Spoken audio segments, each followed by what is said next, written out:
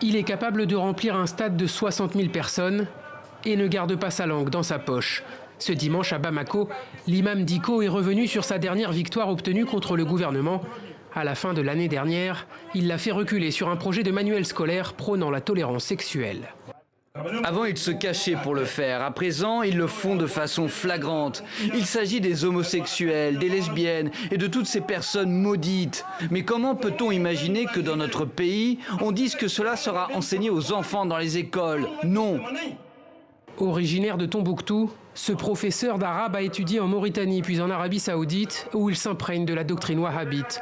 Pour autant, nommé en 2008 à la tête du Haut Conseil islamique du Mali, l'instance qui fédère les principales associations musulmanes du pays, Mahmoud Dicko refuse l'étiquette d'imam rigoriste. Il nous l'expliquait en 2016. Je me réclame d'un islam tout court. Pas d'islam rigoriste ou islam wahhabite ou saoudien. Moi, je ne connais qu'un islam. L'islam, c'est l'islam. Après avoir joué les médiateurs officiels dans la crise djihadiste en 2012 puis 2016, certaines déclarations en font pourtant un personnage controversé, lui qui a notamment défendu l'instauration d'une république islamique.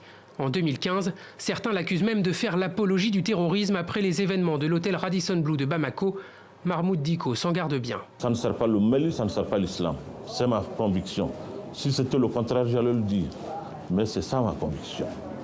La voie des armes, la voie de, je sais pas moi, de la force, ça ne résout pas le problème. S'il condamne le terrorisme, Mahmoud Dicko prône le dialogue et la réconciliation avec tous les fils du Mali. Et à en croire ses proches, comme ses meetings, l'imam pourrait bien s'éloigner de la sphère du religieux pour s'emparer désormais de celle du politique.